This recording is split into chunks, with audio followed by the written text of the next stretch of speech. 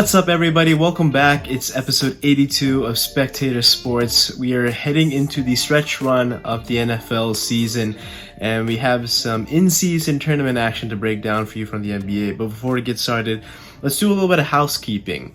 If you're new to the channel, please like this video, subscribe to the channel if you haven't done so already. Take a look at our Instagram and TikTok videos. You can get the links in the description, and the audio from this podcast, also you can find that on Spotify. Links are in the description. Kansas City and Buffalo, these are kind of teams that have ruled the conference for the past 2-3 seasons, but they have not been up to par this year. The Kansas City Chiefs are coming in at 8-4, and the Bills are coming off of a bye week but have a record of just 6-6. Their playoff hopes are on life support after a overtime loss to the Philadelphia Eagles, but it's been an interesting game between these two teams. Usually you get to see that the Bills kind of wake up for these games in the regular season, but they don't match up well with the Chiefs come postseason time. In the regular season, Bills really know how to handle the Kansas City Chiefs. They are really good with exploiting the secondary with their talented wide receivers like Gabe Davis, but also Stephon Diggs. And this time Dawson Knox also got in on the action as well, but the best thing about it was Josh Allen, for the most part, was pretty good. They raced out to a 14-0 lead, but the Chiefs made a pretty good comeback attempt, and it was tied heading into the last 2 minutes. Bills get a go-ahead field goal, and yet again, it's up to the Kansas City Chiefs to come up with a last-ditch drive to either tie or send the game into overtime. And there's this play that's going to get broken down a lot with the trick play with Kadarius Toney lining up offsides. But as the play goes on, Travis Kelce catches the ball, laterals it across the field for an open Kadarius Toney for the go-ahead touchdown. But you can see on replays, it's pretty clear that his foot was offsides there, and that touchdown is taken off the board. And yet again, the Chiefs are faced with a 4th and long. Patrick Mahomes has to try to come up with some magic, fails to do so. And the Bills hang on for a win, much needed win, especially in the conference. That builds up your playoff resume. And this might be enough. They still have a couple more matchups, but they did get some breaks with the injury gods. So maybe the Bills can use this to propel themselves to the AFC playoff race yet again. For the Chiefs, same thing as we've seen throughout the entire year. This is the third matchup now in the last 4 games where they've failed to crack the 20-point mark, and they've lost those games where they failed to do so. This isn't the same Kansas City Chiefs that we're used to seeing. They're sloppier on offense. We're seeing now a lot more frustration from Patrick Mahomes than we used to.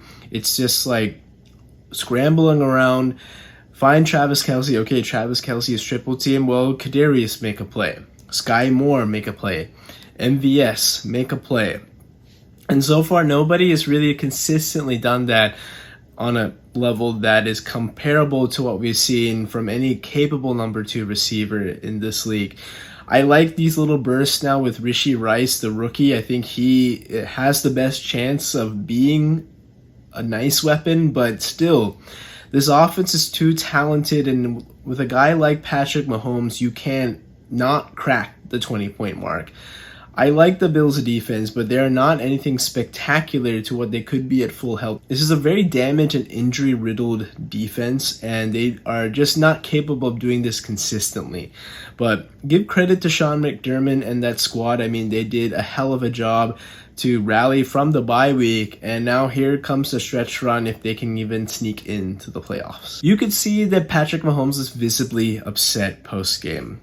They had a couple of more attempts after that penalty on Kadarius Toney, but it didn't go their way. Walking off the field, chirping at the refs, complaining had to be held back, still giving a handshake to Josh Allen, complaining about it. Post-game press conference, complaining about it. That just comes off as a sore loser. Pat, you have been the benefit of countless calls going your way. You have a Super Bowl to go your way. You have last game where you had a chance due to a late hit out of bounds that you were clearly in bounds. There's just so many times you've become the face of the NFL. You've earned the superstar calls. I get it. But don't tell me that just because this call doesn't go your way, you have the right to complain about it for another hour. There's too many times the Chiefs have had benefited from missed calls or just calls go their way. And there's a whole thread on Twitter detailing all the benefit that they had in the Patrick Mahomes era. So don't give me that, Pat. I mean, you've come into the league, you had Tyreek Hill, you've had Travis Kelce, countless weapons, you have Andy Reid as your head coach. You were clearly the most talented quarterback in recent memory. It's time to elevate this team. I know they're not that great, but also there's been times where you could have been better as well. There's been plenty of times for that. So don't give me this whole crybaby thing about complaining for calls, complaining about the greatest thing that could have happened with this botch call. Kadarius didn't check in with the ref. It's very clear. You can see the tape. And it was an easy offside call. Could have been made there. The NBA's in-season tournament was an interesting concept, but I think it was a successful inaugural tournament. The Lakers ended up winning the whole thing on Saturday, but they had an interesting road to get to the championship.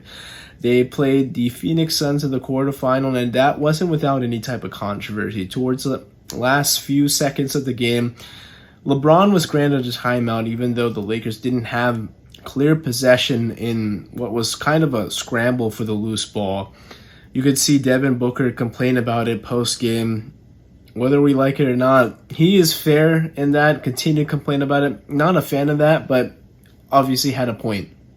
Unlike the Patrick Mahomes thing that I talked about in the previous segment. Then the Lakers went on to Vegas for the semifinals. They took on the New Orleans Pelicans, who we'll talk about a little bit later with Zion, but they completely blew him out.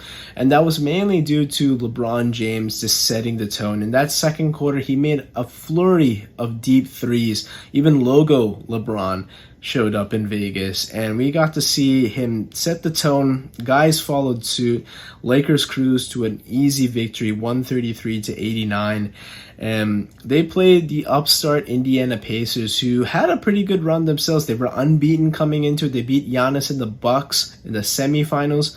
And let's talk about Tyrese Halliburton. He is bursted onto the scene as an NBA superstar into the in-season tournament.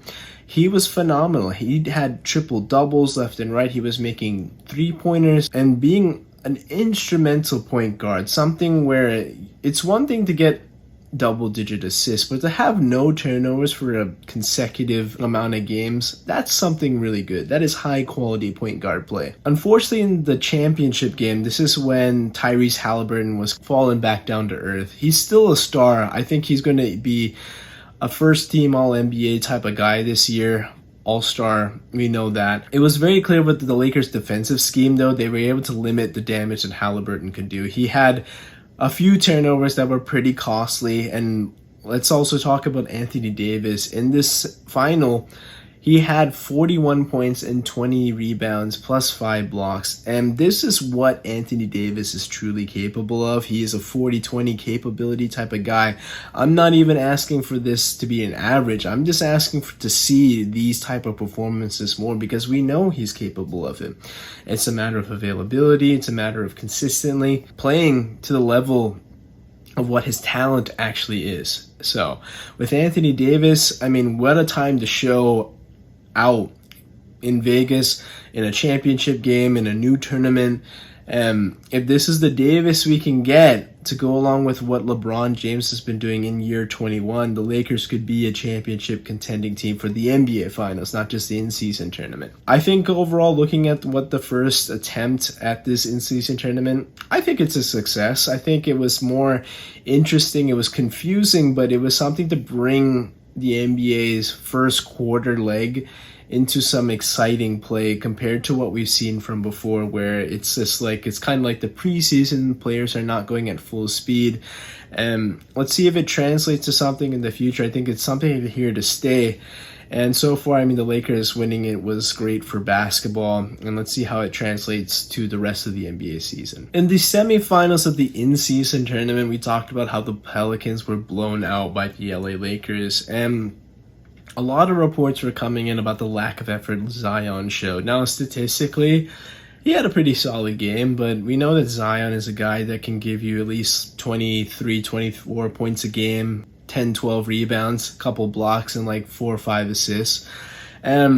The problem is it's just the motor and also just the health. We know that Zion's health has been in question. I mean, he gets off to these nice starts, but can he play even 60 games remains to be seen. We haven't seen that probably in the last 3 seasons, to say the least.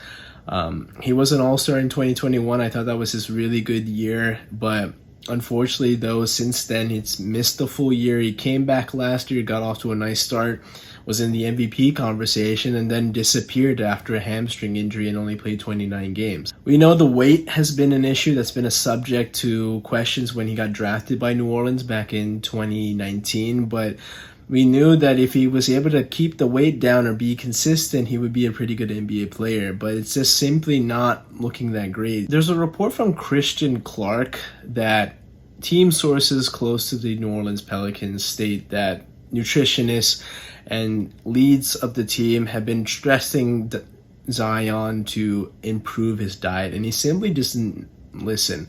He eats a ton, and it's also about the intake too. It's not even the junk food or the bad quality food. It's the amount of it that he eats. To be an NBA player, you have to have some good cardio. You're running up and down a court. You're making cuts. You have to be competitive on the defensive end. For Zion, I mean, you can see that it's not just muscle anymore. There's some fat there. It's not what an NBA player should look like. I know that this is getting to body types and all that, but it's not even just about criticizing the way he looks. That's one thing. But for an athlete, especially for an NBA player, there's a different type of quality you expect and different type of effort you need to put into your body. I mean, LeBron James at age 39 almost, year 21, is probably one of the best conditioned athletes, not even just for his age, for the entire league. Nobody else is like him. He puts $1 million into his body and nutrition for the entire year. And I think that's something that Zion has to look into, because in order to prolong his career, even be a consistent member of this league to what we know he's capable of, he's going to have to improve his diet. And that's just simply just cutting back. I'm not even saying eat some salads, just cutting back on what you are, getting some more cardio in, and because that's going to help, because he's a player that launches, he lands hard on those lower extremities. He's had foot problems, knee problems, hamstring issues, and that's all going to accumulate. I don't even think he's 25 at this point. So he's going to have to change some things around if he wants to remain in this league. Otherwise, he could be one of the greatest what-if stories of the NBA. The Baltimore Ravens won on a walk-off punt return, and this is against the LA Rams, who are kind of coming back into the playoff race in the NFC. We know that Matthew Stafford is coming back after a couple injuries he sustained last year and even this season, but standing tall. I thought he had a pretty solid game for a guy that we haven't really seen be this consistent in the last year or so. It's good to see Matthew Stafford be somewhat back to what he was in 2021. And we have Cooper Kupp having another nice game, and couple that with Puka Nacua, this Rams team could be pretty dangerous to any defense that is struggling if they were to make it into the NFC playoffs. For the Ravens, again, another grind out game, but they got the win at the end of the day. This continues to put them in the conversation of being one of the AFC's top seed, if not having home field advantage throughout the entire AFC playoff field. This happened before with Lamar. They dominated the regular season, but then they fell flat with the Tennessee Titans back in 2019. But I think this Ravens team is a little bit different. They aren't so Lamar-centric, and yes, Lamar is a key piece, and if not the most important piece of this offense, but defensively, though, this team can get after it too. And this wasn't their best showing against a very talented receiving room, but for the most part, the way the AFC is looking right now, I think they really have the pieces to harass opponents' offenses and really keep the teams that they're looking at in check. I think a team like Miami poses any big threat, but if they were to have home field advantage, it's going to pose good favor for Baltimore. Now, those two teams do play each other later this season in December, and that's going to be Miami's biggest test, because that could very well define who has home field advantage throughout the rest of the AFC playoffs. For right now, they have a really interesting schedule coming up. They play the Jacksonville Jaguars on Sunday Night Football, followed by the San Francisco 49ers on Christmas Day, and they have to go out to San Francisco for that, and then they have to host the Miami Dolphins, followed by a really tough divisional rival in the Pittsburgh Steelers, who did beat them earlier this year. So we'll see what happens with Baltimore. I do like what they can do on both sides of the football, and even without Mark Andrews, we're seeing the offense starting to gel. Odell Beckham Jr. have some progression into the offense. Zay Flowers is a very dependable option, and if they can get another piece, whoever it may be, I think the Ravens really have what it takes to represent the AFC in the Super Bowl. Denver had their 5-game win streak come to a crashing halt against the Houston Texans last week, and we saw the old Russell Wilson from last year pop up with 3 interceptions, and the last one was kind of a desperation heave to make a play, but I think overall that wasn't the Denver Broncos' best showing, and what we saw them in that 5-game win streak. Well, against the LA Chargers, we saw more of what they used to be when they were on that winning streak. Now, they did benefit from knocking Justin Herbert out of the game with a broken finger. It's no easy feat when the Chargers already were limited with Justin Herbert. He had a broken finger on the other hand, and without him, their season's virtually over. But for the Denver Broncos, I mean, they took advantage of it. I mean, they have to continue to play. It's just because no Herbert doesn't mean the Chargers are just going to lay down and give up a free victory to their division rivals, especially at home. But Denver, they handled business and they coasted to a 24-7 victory.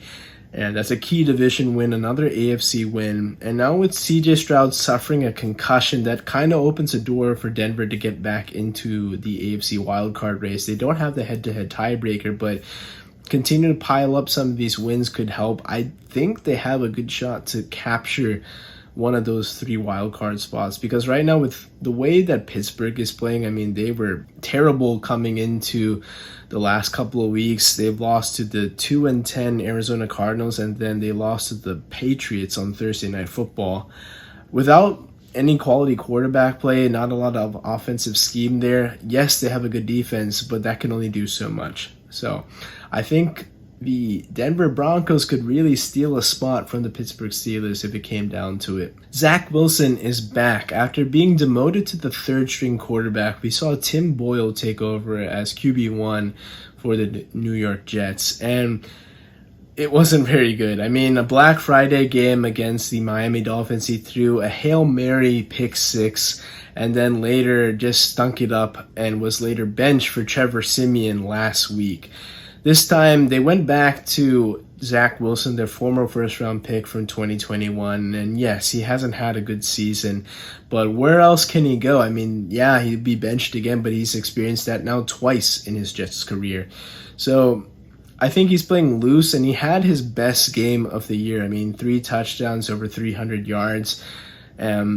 Zach, I think he does belong in this league, but is he a starter? Probably not, but you know, when there's just so much of dread and just lack of passion for the game due to just the lack of confidence, it does wear down on you for sure.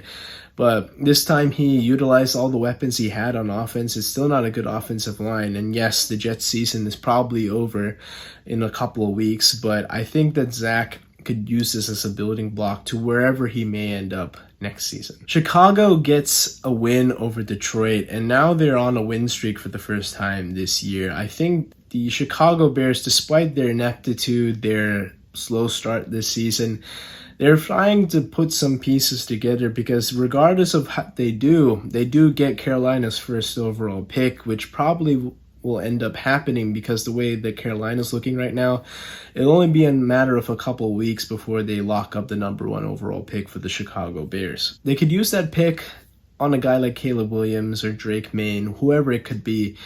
But it seems like they're going to go with a different direction than Justin Fields. But Justin Fields is still on the roster, and he's still playing pretty well. I mean, since returning from injury, he's played winning football. He's been a dual threat quarterback. And I think those strides that we wanted to see him make we're seeing him take those strides slowly but surely. And now it's translating to actually winning. I mean, 2 divisional wins and just playing better than what we've seen him be during his tenure in Chicago. I think the legs are there.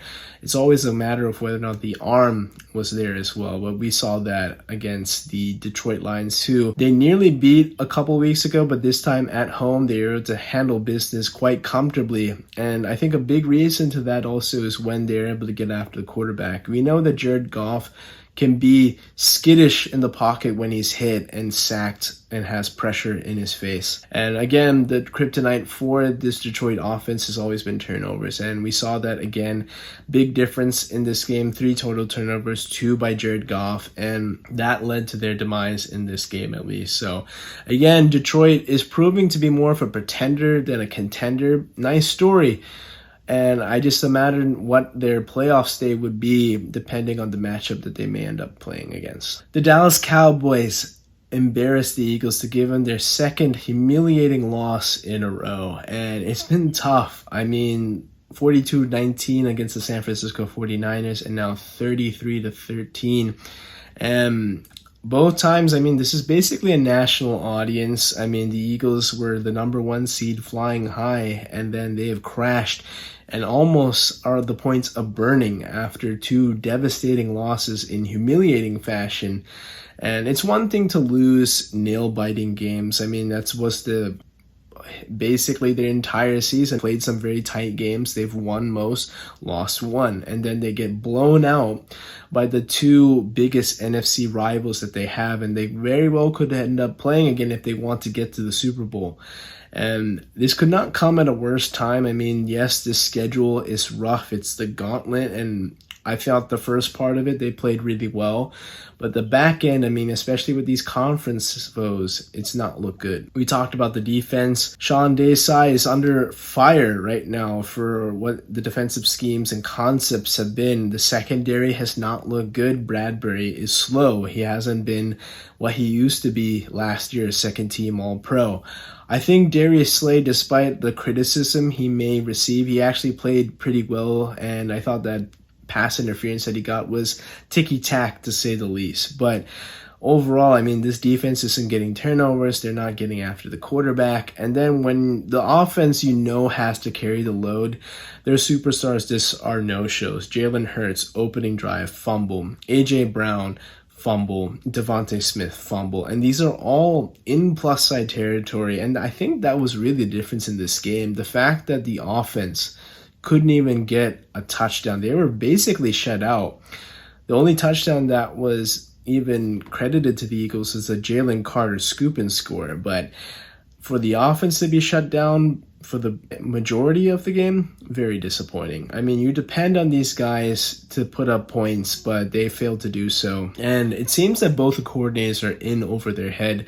I've tried to be patient with Brian Johnson, and I was very high on Sean Desai, but the last few weeks, I mean, it hasn't been good against these elite, high-powered offenses, and I'm just really concerned about what they could be. The Eagles are looking more like pretenders and contenders. They do have a nice schedule that softens up for the last 4 weeks of the year, and they do have control of their own destiny to win the NFC East. But I'm not confident in what they could do if they even were to clinch the NFC East, and then even what they could do in the postseason, because they were the matchup against the Dallas Cowboys or the 49ers yet again. I don't think they really would stand much of a chance as they look right now. They could very well turn it around, but I need to see more and a different tone set by these Eagles, because right now they do not look good at all. The Dallas Cowboys, I think they have proven now that they are true contenders. This is a game that they historically would lose, or at least find some way to cough up. But this time, they beat the brakes off a team that's been in the league of the conference for much of the year. And they made the plays. They got out up front. And that's what they usually do. If they get out to that lead, it's very rare that they give up that lead. And when they're able to do that, the pass rush is humming, the defense is generating turnovers. And let's talk about Stephon Gilmore. I mean, the 2019 Defensive Player of the Year. After sitting out 2020 year with COVID, he's elected not to play that year. And then wasn't the best in his 2021 campaign, was traded to Carolina, moved around in 2022 to Indianapolis, and found a home in Dallas to try to regain that form that he was with the New England Patriots. Still not what he used to be, but still very effective. I mean, older, slower, but still a ball hawk, still a guy that is a strong physical corner. And against a guy like A.J. Brown, who poked the bear, to say the least. I mean, he said he was old, and that's lit a fire under Stephon Gilmore. At the end of the day, these are prideful athletes, and if you call them out enough, they will bite back, and we saw that on Sunday night. I mean, in a one-on-one matchup, we saw him force a fumble on A.J. Brown, out and routinely out-physical A.J. Brown to the ball, tackle him short of the line again, and on another sequence with Devontae Smith, did the same thing. 9 tackles, pass breakups, a forced fumble, and just very high quality play. I mean, for a guy who's probably still past his prime, but still very effective. And I think this Dan Quinn defense is tenacious. They're hungry. Dak Prescott, I mean, if he's able to continue this, he could win the MVP. I would still give it to Brock Purdy at this moment, just because he's been more efficient, and he did beat Dak head to head. But it's going to be very close between those two teams. It could come down to who ends up being the top overall seed. But I really like what Dak has done. I like what the Cowboys have done. And I do buy in now as them as contenders for the foreseeable future. And that's it for this episode of Spectator Sports. As always, thank you so much for tuning in. We have clips from this episode in our playlist. You can get these clips also on TikTok and Instagram. Links are in the description. You can get the audio from this podcast on Spotify. And if you're new, remember, like this video, subscribe to the channel if you haven't done so already. Thank you, Joey, for editing this video, and I'll catch you on the next one. Take care.